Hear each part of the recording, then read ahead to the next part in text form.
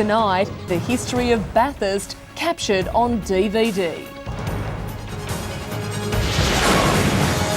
Some of our richest television history from the days when Prime was known as Mid-State Television has been saved for future generations.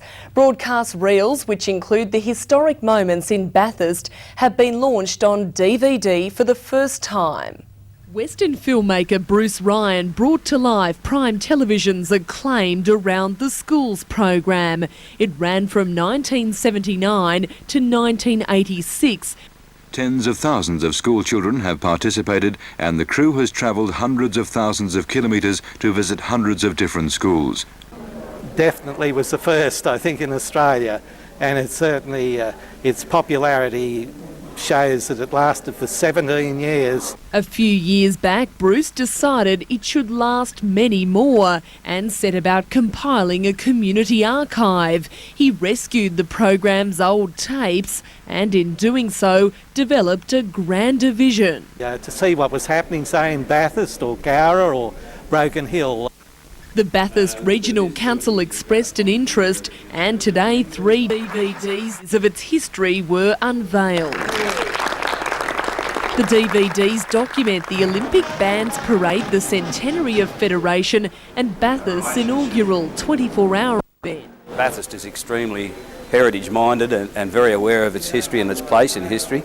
And I regard this as an extremely important project. The DVDs will be kept at the Regional Library. With the help of local filmmakers, Bruce hopes to produce many more.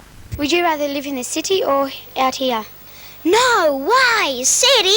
If I had my little house dogs out in the city, they'll be run over by now. You have a really good time up here, I reckon.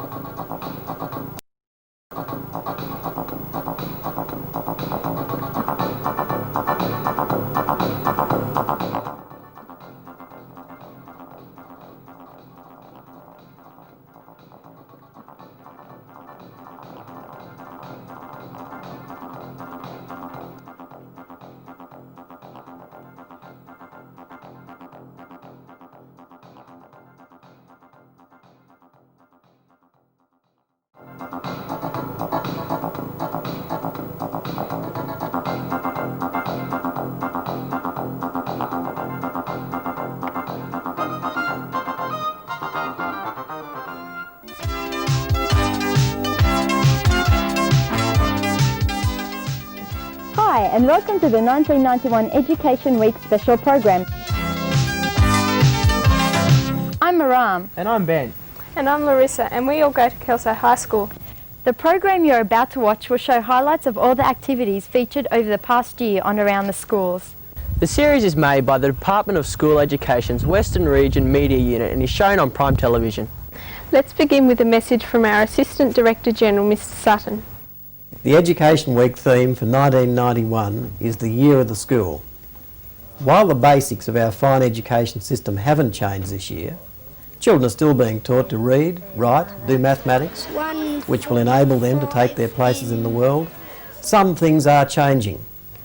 Over the past year or so, education has become far more localised, with community members like you playing an even more important role. Schools are becoming increasingly responsive to community needs. The formation of school councils is being encouraged, and education resource centres have been established in Broken Hill, in Dubbo, in Forbes and Bathurst to benefit teachers and community members. And now for those promised highlights from Around the Schools. At Condobolin Public School, an enrichment program for students talented in particular areas was itself enriched by the involvement of community members. In fact, community members ran some of the workshop sessions. Once targeted for inclusion, students took part in sporting, academic and cultural interest areas. Some students found that by painting directly onto pre-cut lengths of silk, they could quickly produce beautiful scarves, whereas those interested in music found there was a session just for them. Talented maths and science students from schools in the Oval area visited a range of businesses and industries in the Central West. At Charles Sturt University Mitchell, they were paired with teacher education students in maths activities and experienced group work in science activities as well. Right, okay, well, what's happening here? During their excursion, they discovered a little of what a university does and the place of maths and science in the world outside school. And experiencing maths as a fun subject was the aim of this project, funded by the Disadvantaged Schools program at Portland Central School. Students from kindergarten to year 8 took part in the activities, based on the use of concrete materials, under the guidance of early childhood education students from Charles Sturt University, Mitchell. Everyone enjoyed the day, with the uni students putting their theories into practice, the parents finding that maths wasn't taught that way when they were at school, and the school students finding that measurement and geometry don't just belong on the board or in a textbook. School Industry Link programs have enabled many schools across the state to extend the learning process way beyond the normal classroom. The program provides opportunities to enhance and enrich all areas of the school curriculum as students see what they learn at school being applied in the real world of industry. Blaney High School has developed a link with the Sheehan Grants gold mine. We never have any trouble catching trout out there, so it's a good indication that our pollution control techniques are working. It's a two-way exchange where staff from the mine visit the school to talk about the mining industry, and students go to the site to see all the stages of the mining process, including the spectacular gold pour. Oberon Central's link is with the town's 3 timber industries. I've processed those couple of trees lying down there. Not only have the students seen all aspects of timber processing at close hand, they've taken part in experiments to preserve timber, calculated the amounts of timber involved, and designed an information shelter for a Forestry Commission site. Constable Regan here's got a helmet. That's one of the newer models you can get. Road safety awareness was highlighted in a bike-a-thon organised by Bircher and Coronella schools in conjunction with the local police and the department's road safety consultant. Besides being an enjoyable social experience, the day featured a number of practical activities to develop bike safety skills. Come around here. Not road accident prevention, but sun cancer prevention was the theme when community nurse Janet Gord worked closely with staff and students at Kudal Public School. Ultraviolet light from the sun that causes melanoma. Apart from watching appropriate videos and doing classwork, the perfect opportunity to put theory into practice came with the annual swimming carnival. 1990 was the first year Bathurst hosted the Western Region selections for the Rocker Stedford. Sponsored by the Drug Offensive and the Quit for Life campaign, and promoted by radio station 2BS, the Rocker Stedford attracted entries from 5 high schools in the Bathurst, Lithgow and Dubbo areas.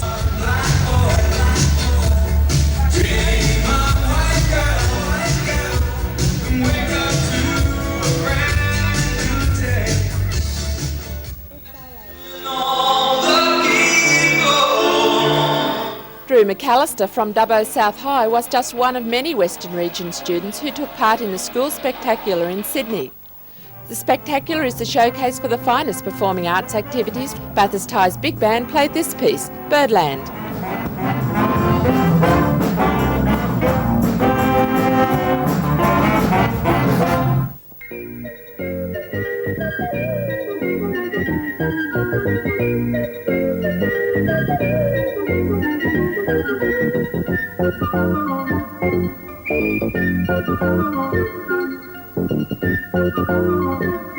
The mathematics program at Black Springs Public School emphasises the active participation of children in learning experiences which are designed to develop mathematical ideas. Our approach is probably best summed up by an old Chinese proverb which says, "I hear and I forget, I see and I remember, I do and I understand." Right, Julie, make this number. Now these children are setting each other numeration problems in which they're required to make units, tens, hundreds and thousands using first of all the abacus and base 10 blocks.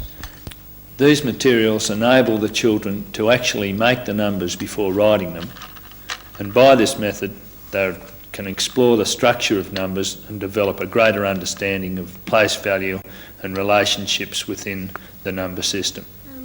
1,230. 1,443. That's right, that's 1,243. Why is it? What's different? Today we welcome children from Raglan Public School. They've come to see what people in the media unit do and to find out a little about the making of radio and television programs. Raglan students are looking at all aspects of the media as part of their Media Studies course. But why study the media? Principal Tony Fallow. Well, the media is such an interesting and varied subject to study, from the newspaper to the radio and the television. We've got an enormous area that we can look at and the children can become interested in.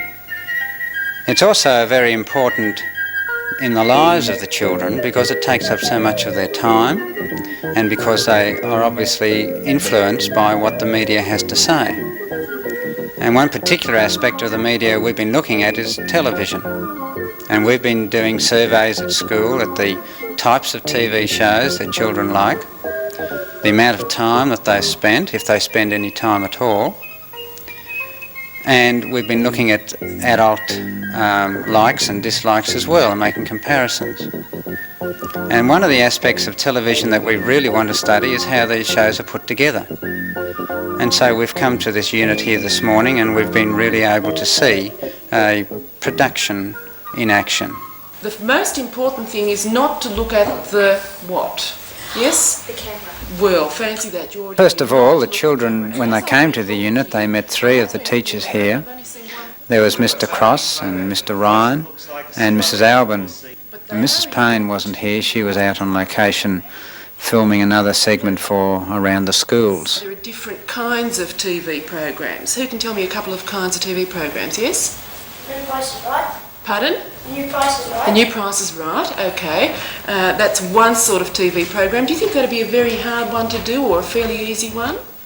Mrs. Albin talked to the children about the different kinds of television programs. Okay, who's got a different kind of The children found out such programs as the A-Team are far more difficult to film because there's so much action in it than, say, a film or a program like The New Price is Right for this program. Then Mr. Ryan explained to the children how the video camera works. He showed them the recording machine, which is called a porta-pack, and into this machine the video cassette is put and the programs are recorded. And the children found out that the camera doesn't always have to be attached to the tripod, it can be carried on the shoulder.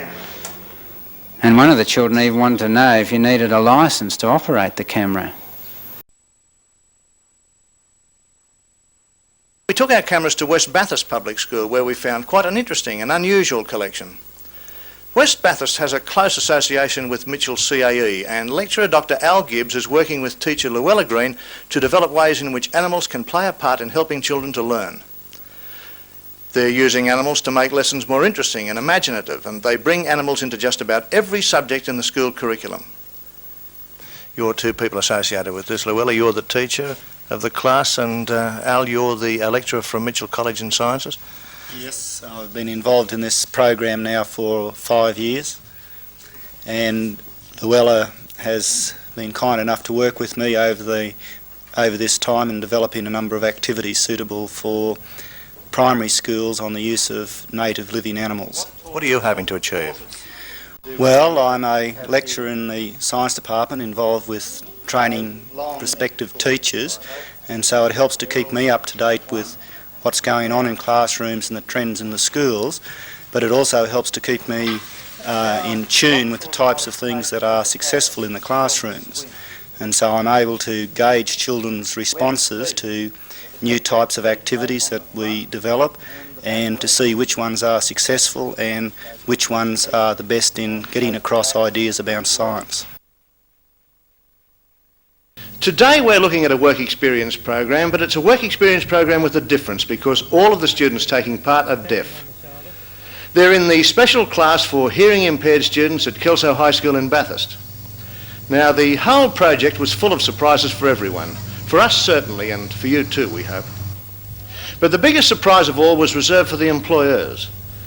They found the deaf students to be just as capable as other students who had come to them in the past, and all found that communicating with the students proved to be no trouble at all. There were no surprises for the deaf students, though. They knew that they could do it all the time. One thing is clear, there were benefits for both the employers and the students in getting to know each other. Kinga Fisher is the specialist teacher in charge of the group. We asked her how the project for providing deaf children with work experience came about. Change from school to work is a vast step for anyone, and it is especially so for deaf children. We've got 6 students across our high school who are in their last year of high school or their second last year of high school. And to try and minimise this effect of this change from school to the workforce, we've established work experience programs. It gives them a chance to investigate the jobs, to sample the jobs by actually going out into the workforce for a week, and to identify with jobs for which they are suited. And this can influence their decisions about choosing a job when they do leave school.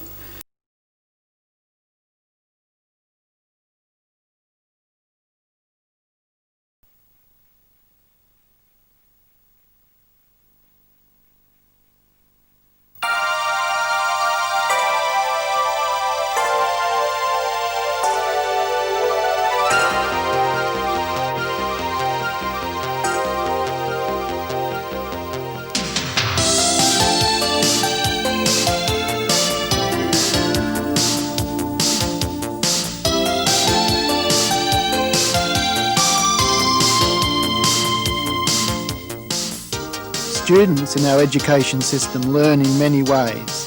The world of learning is a complex one indeed.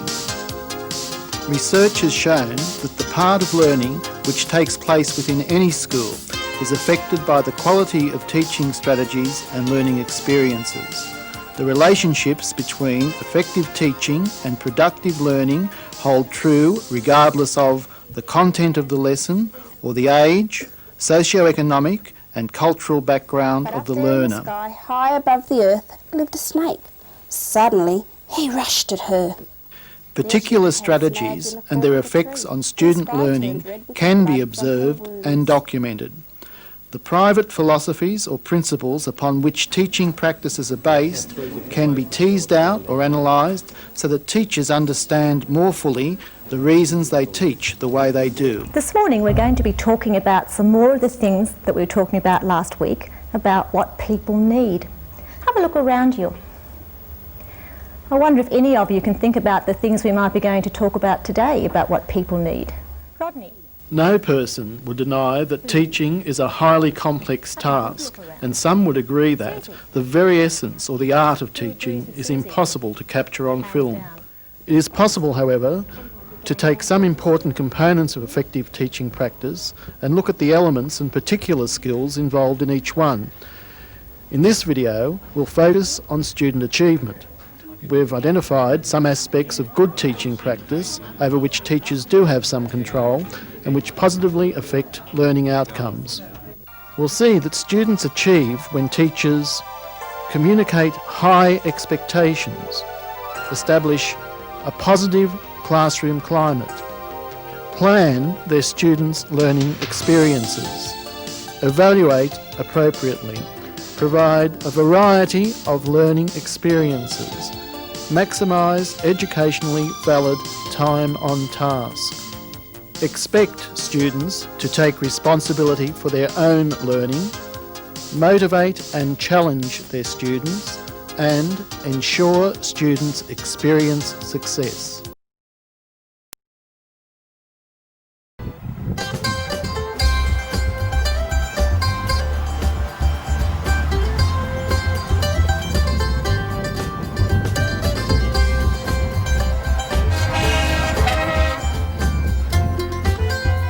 At the time of putting the final touches to this latest tourist DVD, it was just after the long weekend in October.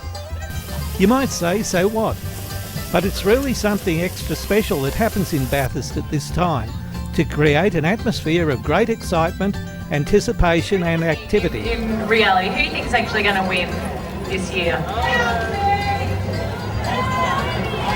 According to the loud lady over there, Lounsey.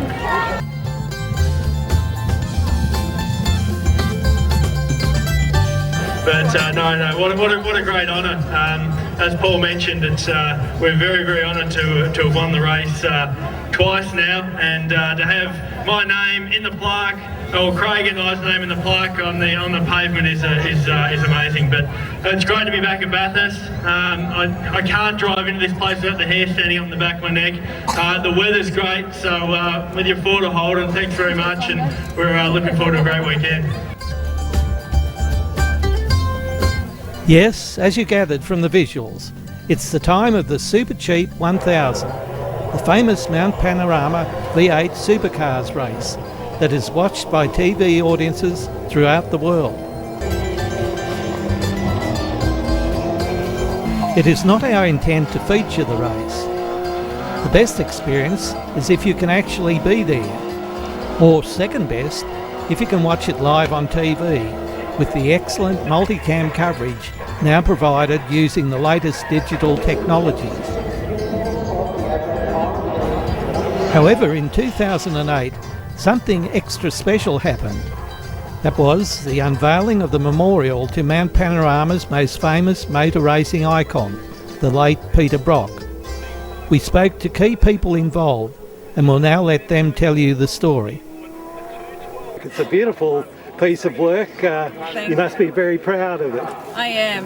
It's been a great honour to be able to put this memorial together, and a very busy 5 months, but very pleased to get it here for Race Week as well. It's wonderful, and there was a great turnout today. It has. It's been a perfect morning put on by Bathurst weather. Race cars in the background contributing the atmosphere.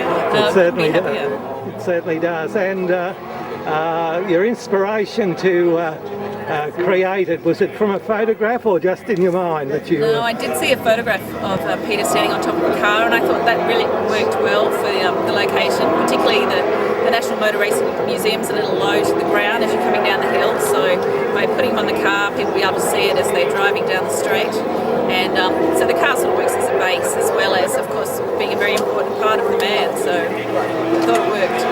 I really feel you've done him justice. It's a beautiful piece of work, and it's what's its construction? It's made out of 1/2 ton of bronze. It's been cast using 2 different casting methods, cast in sand and also cast in wax. So the figure was cast in wax and the car was cast in sand and welded together. There's about maybe 12 to 16 pieces of bronze. I have to count them, all welded together.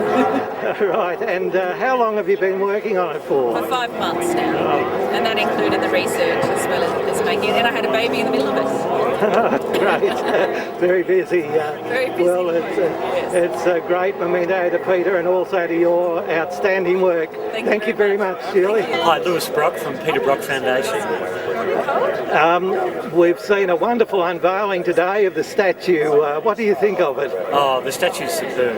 It is awesome. It's iconic. What can I say? People will be coming from all over Australia to stand up by that statue and have their photo taken. I'm going to do it myself, shortly. Yes. I mean, it's just a great thing, you know, and congratulations to Bathurst Council and the people of Bathurst, because they went ahead and it took drove through and got what they wanted. Yes, it took a while, but it's been so worthwhile, hasn't it? Absolutely worthwhile. It's superb. And of course, this mountain brings back many memories to you. So you, of course, look forward to coming to Bathurst at times. Yeah, the adrenaline, as soon as you start to drive over, when you come from Melbourne, you come down this really steep hill and you can see the top of the mountain. It's about 20 kilometres away. And that's when it starts, that feeling of electricity and adrenaline. Very good. Well, thank you so much for that interview. Oh, you're welcome.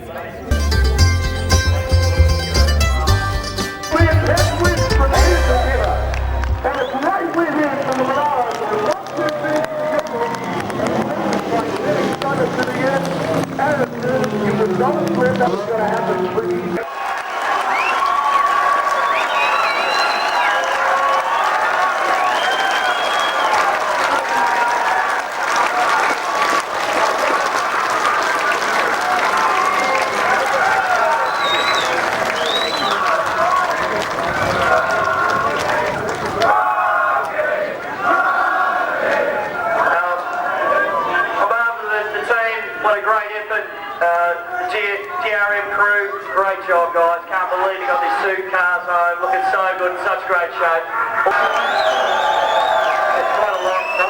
So I've stood up here in this position, and I can say it's an excellent feeling. I must say that the crew that put the car together and serviced it and helped me during the year to develop the car, etc. And then these three terrific drivers I've had over the weekend, Greg Murphy, Todd Kelly, Jason Bright. I mean, you really couldn't choose three hotter drivers. But what a fantastic result. Has anyone ever seen a 24-hour race finish off like that? Two team cars battling it out, the winning margin, I don't know, must be a couple of tenths of a second. What a race, and I'm just over the moon, I can tell you that much. It's fantastic. Thanks.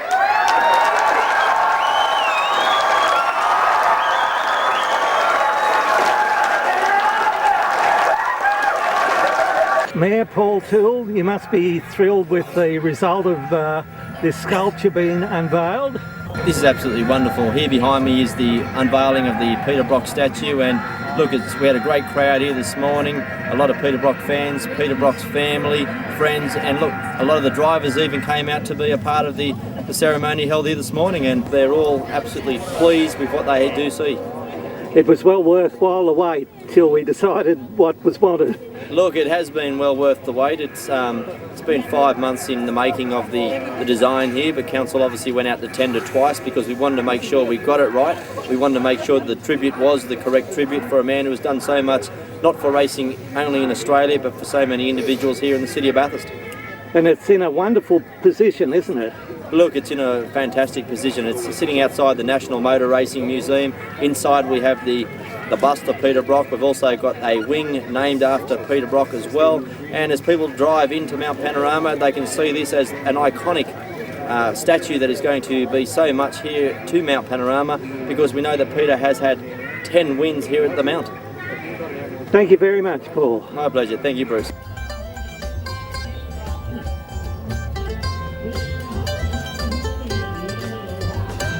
Make sure in your next trip or holiday to include some time in Bathurst.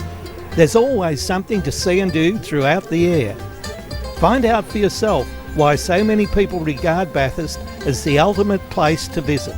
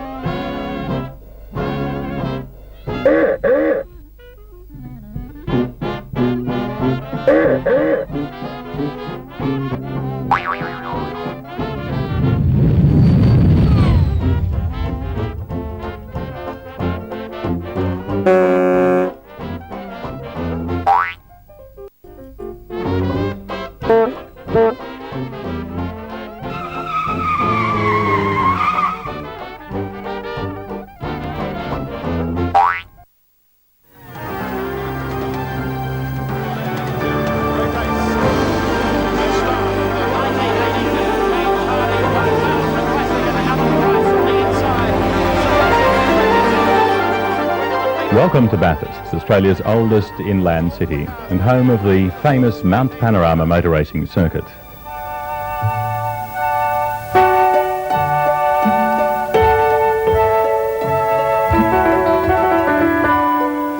A visit wouldn't be complete without a drive to the top of Mount Panorama to experience the racing circuit and view the magnificent outlook of the city and the rural countryside.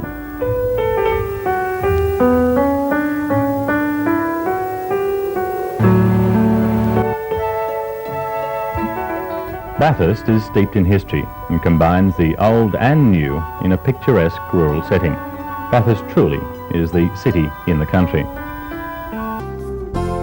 A good starting point for a tour of Bathurst is the new Visitors Centre just off the highway.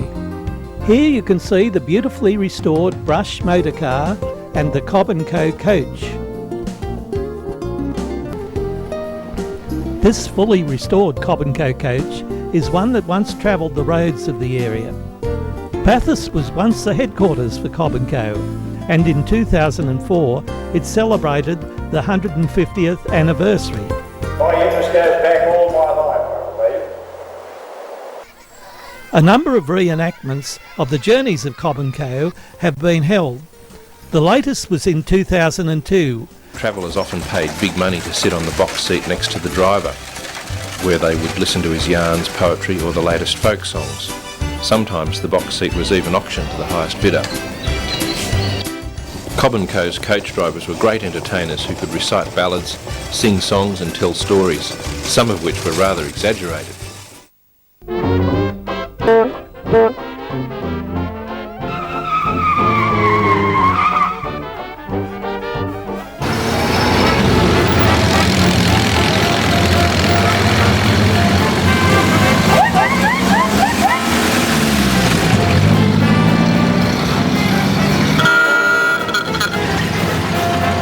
The drive around Mount Panorama Racing Circuit on the second day was an event eagerly looked forward to by all the Model A's. Yeah, it is Bathurst. Thank you. And that's your car. Rightio. Okay. Straight, go up, down, and stay a bit.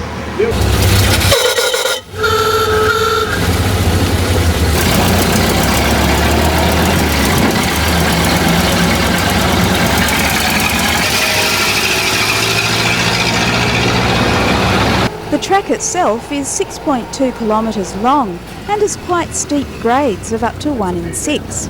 It is 174 metres in elevation from the bottom of the circuit to the top.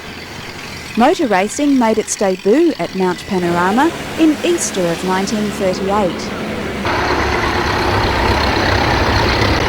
To drive around the world famous motor sporting track at Mount Panorama is wonderful, and to be able to be involved and be a part of that event is wonderful for these cars and also for the drivers who are here today. We all know that Mount Panorama is renowned internationally, and we certainly see the V8 supercars here each October, but to have a different kind of car here this weekend is certainly wonderful for the city of Bathurst.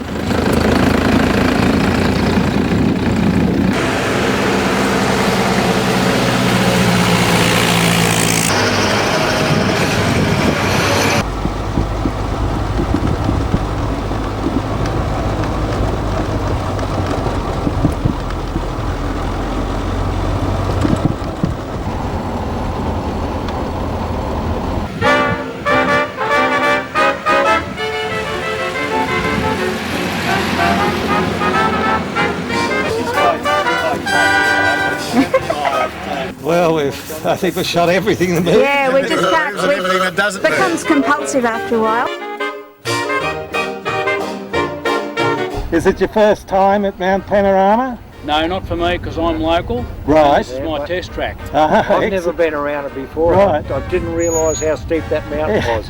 You do it in the Model A, then you realise. Are you enjoying your time here? Oh, absolutely. Wouldn't be anywhere else in the world. Should be some wonderful days in the next few days when you get out and about too. But Mount Panorama will never be the same again. Right.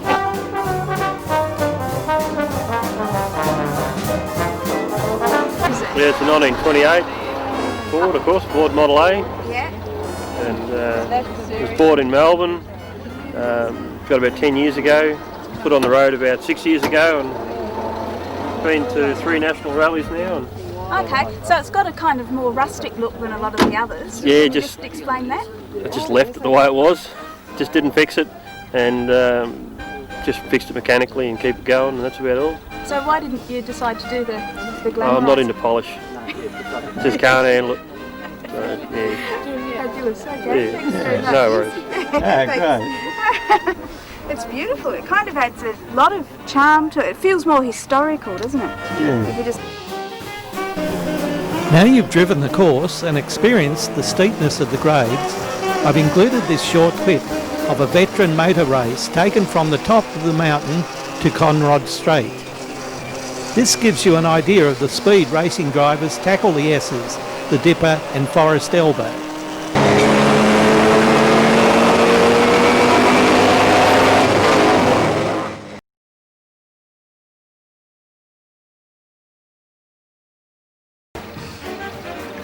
Abercrombie House is one of Australia's heritage treasures. This is the private home of the Morgan family and is frequently opened up for guided tours.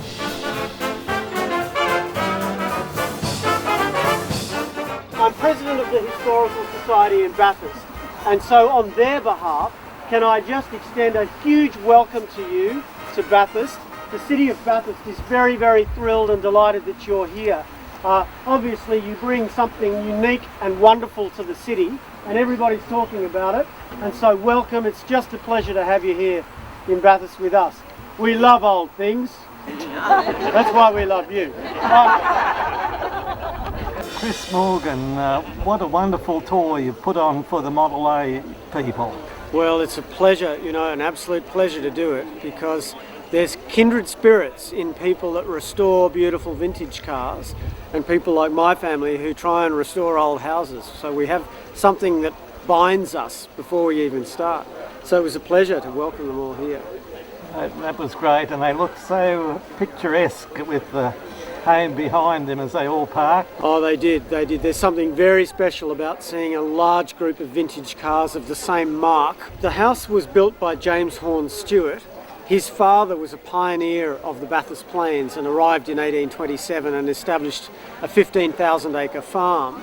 And the second generation, James Stewart, prospered and did very well and built this great house as a result in the 1870s. It was finished in 1878, lived in by the Stewarts up until the 1920s. Then it had a fairly mixed history, and eventually my father and mother came to Bathurst and bought it in 1968. And we began this great 40-year restoration project. My father always said that today's junk is tomorrow's treasure, and so off we went to clearing sales and we bought wonderful old things. And my mother inherited some beautiful English furniture, and we also found some of the original furniture. Wonderful. So it's a very interesting collection. And the structure of the house, you were mentioning something about that and the granite and restoration. Could you tell me a bit about that? Certainly. When the house was begun, over my shoulder was a massive lump of granite, a huge granite rock sticking out of the ground. And so the stonemasons quarried out, for 3 years, quarried out that stone and built the house with the material. And so the basement underneath is hewn out of solid rock. So it's very, very strong. And the men that built this, they knew that it was the great project of their lives, because they were never going to build another house like this, I think. Yeah. So they worked very, very beautifully on it. I mean, the workmanship is incredible. For sure, wonderful, and it's so great that you open it up to groups and people like these enthusiasts to appreciate all the work that's gone into it. Well, thank you, and that is a great pleasure.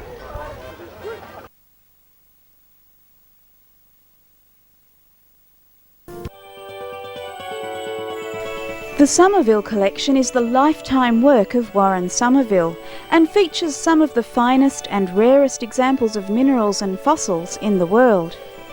The specimens in the museum represent about 1/4 of the total collection. Highlights from the mineral collection include crystals from over 100 Australian mine sites and gems from around the world.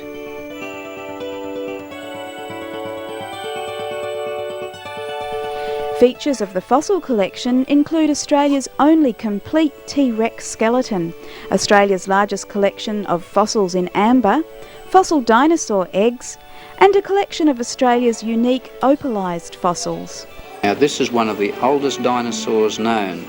He's about 270 million years old, where all the other bigger dinosaurs are only about 100 or 150 million years old. That's what his bones look like. And on the painting there you can see what he looked like when he was alive. He's only a little fella. He was about 2 feet to 3 feet long. Look at the teeth in the mouth. Now this piece of rock came from Brazil, and the people in the university there dug it out and cleaned it so that we could see all the bones of the skeleton in it. And don't forget, these bones are 270 million years old.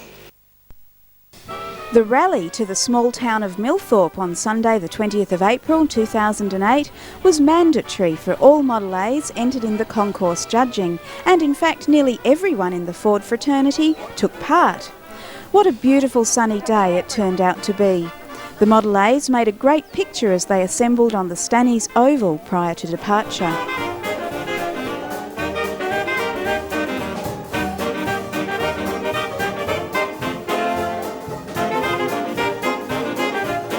Good morning, Trevor. Oh, good morning, Bruce. You're really fit. I'm really jumping out of my skin here. Right, doing the song and dance there. Very good. Dance, yes. Yeah, what a wonderful day it is, isn't it? Off to Millthorpe. Yep. Can't wait to get there. Yeah, that should be great. Yes, yes.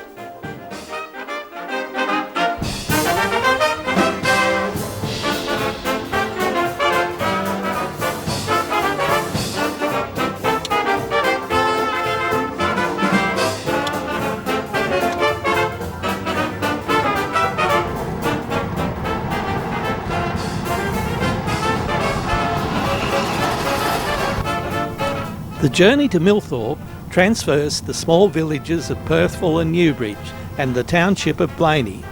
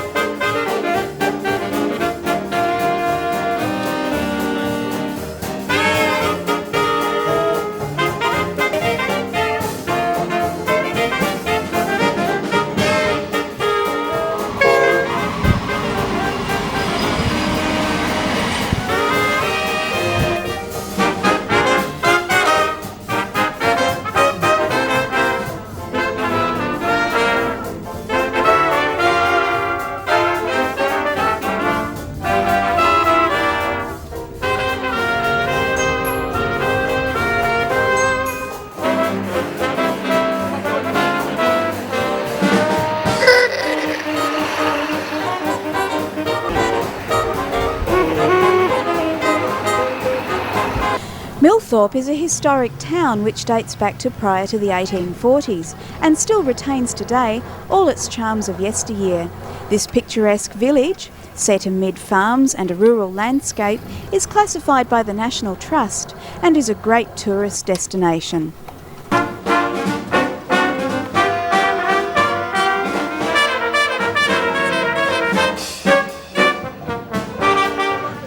Oh yes, all these old cars, they're lovely. Are they a show of some sort? Yeah, it's the National Model A Ford Convention. Oh. So some of these have actually driven from Adelaide and Perth. Really? Yeah, yeah, I know. I live around here, but I didn't know what was going on. Yeah. No, you've been overtaken for the day, I think.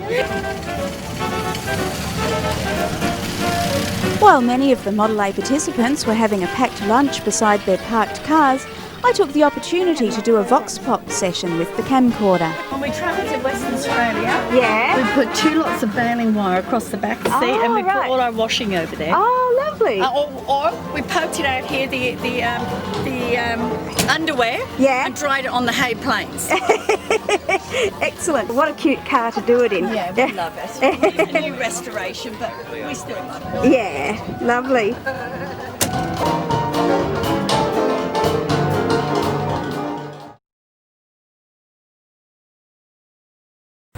John, your trip to Bathurst. Were you impressed with Bathurst and its hospitality? Unbelievable. That was the final reason why we chose Bathurst as the host city. We'd done a rather extensive visiting and touring around all the other provincial cities here in New South Wales, because we wish to host it, of course, in New South Wales, being the Model A Ford Club of New South Wales. And all the other cities had either great venues to handle the size of the national meet we wanted, but had very poor tourism things to see, and there was not enough motel rooms in some places, where Bathurst was absolutely perfect. It had nearly 500 rooms to accommodate people. It's got all the iconic things that people have come to know and enjoy in Bathurst, and the hospitality and the friendliness of the council and the Tourist Visitors Centre has just been overwhelming. As you know, we've had Mayor Paul Toole come and open our rally on Friday morning, and that was a great plus for us.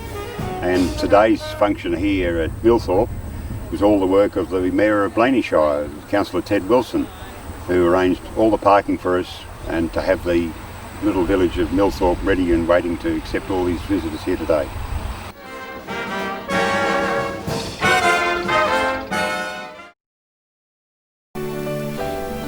Jenolan Caves are, without question, Australia's most impressive limestone caves. Open to the public are 9 show caves with spectacular lighting, underground rivers and cave formations that amaze visitors. The complex system is one of the largest underground cave systems. Only recently, it was proclaimed the oldest open cave system in the world. In 1838, James McKeon, an escaped convict and bushranger, became the first European to enter the caves when he used them as a hideaway. James Whalen saw the opening to the caves in 1840, but it was his brother Charles who eventually discovered the breadth of the system. Visiting the caves in the early days was a primitive experience. Candles provided the only light, and visitors staying overnight had to sleep on the damp ground beneath the grand arch.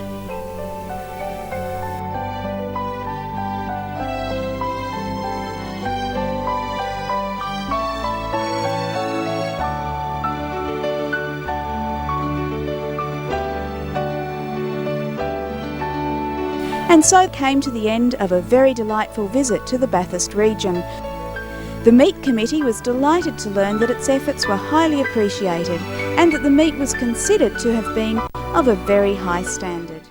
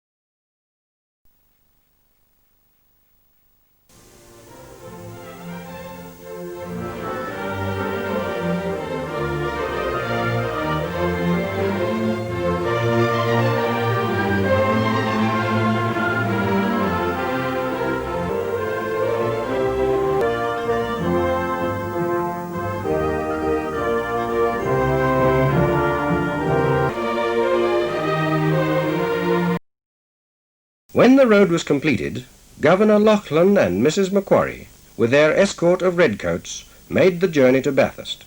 Here they lead the procession of governors.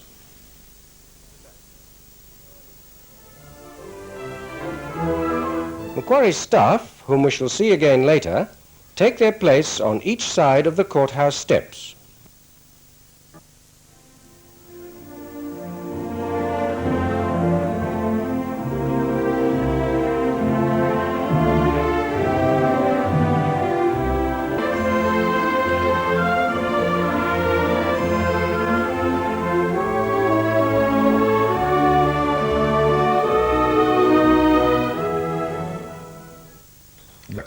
And his lovely daughter. With them is the dashing young Richard Burke and the Governor's ADC.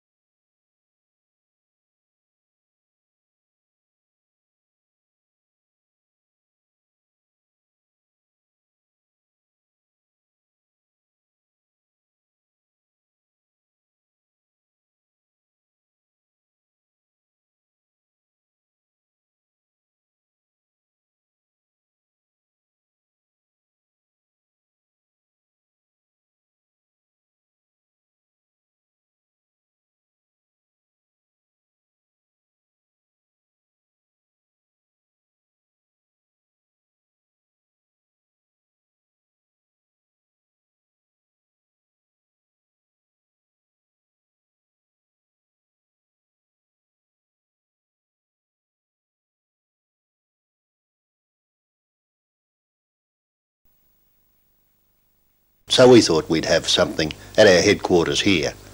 Of course, Bathurst has a special place in Australia's history as the first city west of the mountains, and in fact as one of the earliest centres of secondary education. I find when I look back over our history, I admire very much the pioneers who overcame all sorts of difficulties as they moved out into what we call the bush. And I pay my tribute to the teachers who, with the support of parents, provided an education for the girls and boys who lived in these parts.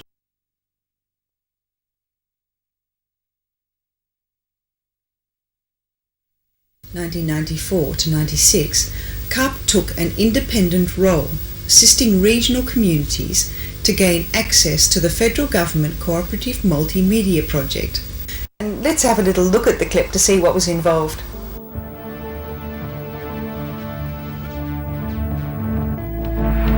Prime Television is proud to be associated with WorldLink CMC Australia, particularly because of its emphasis on regional Australia. Prime Television and Arts Out West forged a link 10 years ago to give access to the creative talents of Western New South Wales and to give that access to a wider audience.